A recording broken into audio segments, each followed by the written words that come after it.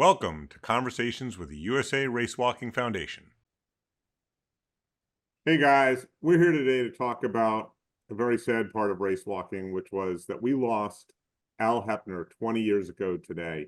Shortly after the Olympic trials, he passed away, and ever since then, we have been giving away a scholarship to the best male and female race walker. I believe it's sophomore or later. When we have both male and female race walkers anyway. We missed 1 year because of COVID, but other than that, we've been doing this for almost 20 years. And we want to talk to you about a special initiative we're going to have going forward. Tim, you were absolutely the closest to Al, so I thought I'd let you speak first. Honor his memory. You've been doing that for 20 years. And then we'll talk a little bit about the initiative. For sure. I mean, it's incredible that, it's 20 years ago today that Al passed. We've been doing the scholarship in his name for the last 19 years with USA Racewalking, and before that, NARI. And super excited to give another scholarship this year. Our goal is to give out a $2,500 scholarship to the best male and female collegiate racewalker from sophomore to super senior year.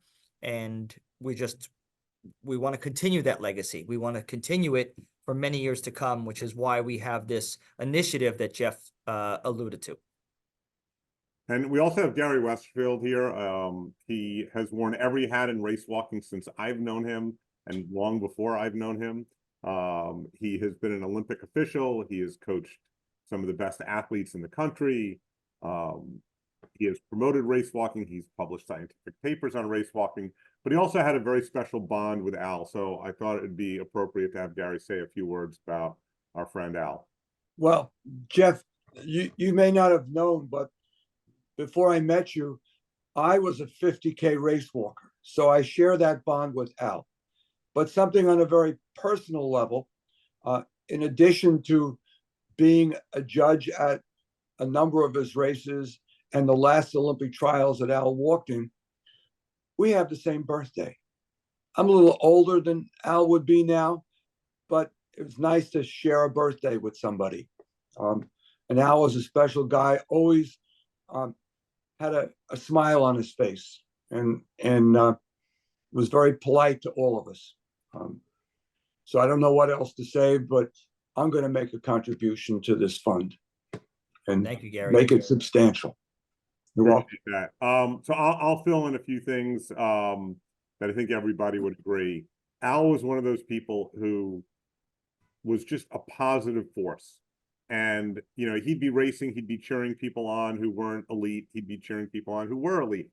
He promoted race walking when he wasn't on the track. And, this was early in the internet, but he was one of those first people out there writing about the sport and really trying to grow the sport. And his legacy really was just one of positive energy in a world where there's cat fighting and nitpicking and all this kind of stuff. You could always count on Al to bring up everybody's spirits.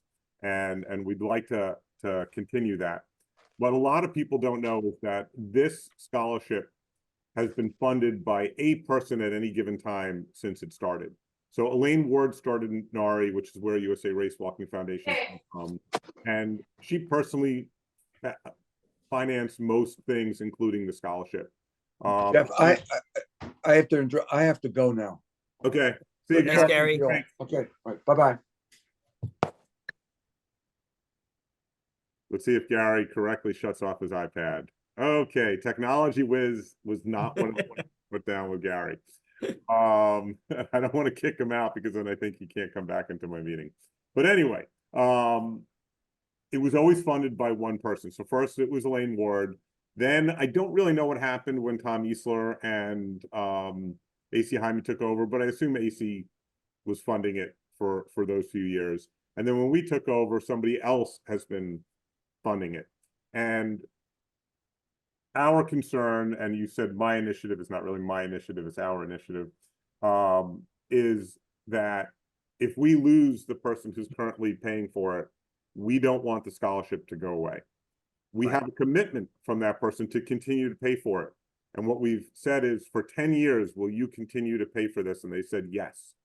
During those 10 years, we would like to do a fundraising initiative where we ask people, whatever it is that you feel comfortable donating, but can you commit to donating it annually for 10 years?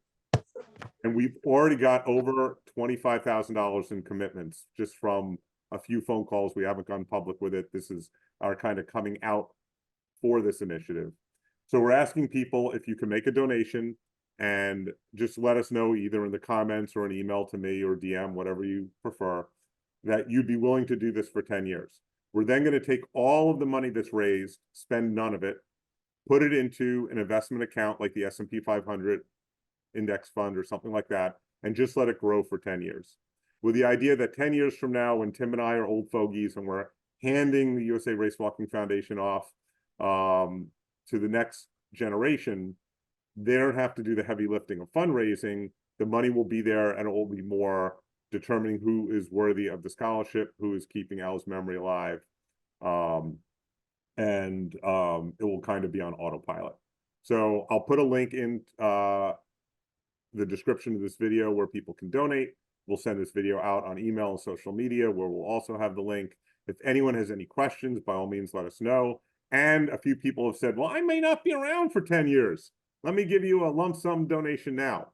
That's fine as well. We're just trying to develop a plan so that from now to 10 years from now, we will have the foundation set for the scholarship. And we all already have kind of our grassroots fundraising competition for Ambassador of the Year, which helps out with the camp. And if 10 years from now, we can take the foundation, which primarily, all the way back to the NARI days, pre the Al Hepner Foundation, was one single person funding it with a little bit of grassroots money thrown in, to inverting that and having it be a grassroots foundation with a few big donors as well, then we'd really have something. Tim, you want to add anything? Oh, I just want to say that, over the past 19 years, many, not all, but many of the Olympians that we currently have today were recipients of the Al Heppner Memorial Scholarship. And I think they can tell you that, that extra financial assistance was a huge help for them. Tim, And up on cue, I'm going Jeffrey is nice enough to show some great recipients of the Al Heppner Scholarship right here in front of us. So yeah, we could take a little trip down memory lane, and I'll just scroll through these. But you can see people who have won. Olympian Nick Christie. Olympian Nick Christie, Right. Olympian Miranda Melville. World Championships, Katie Burnett, right? Yep, former world record holder in the women's 50K. Okay, Olympian Miranda Melville. Yep. Olympian Maria Michtakoffey. Yep, and I think that's Yep, that's all we have there. Yeah. pretty good. Many of these athletes were also NAIA champions, collegiate champions or medalists at national championships.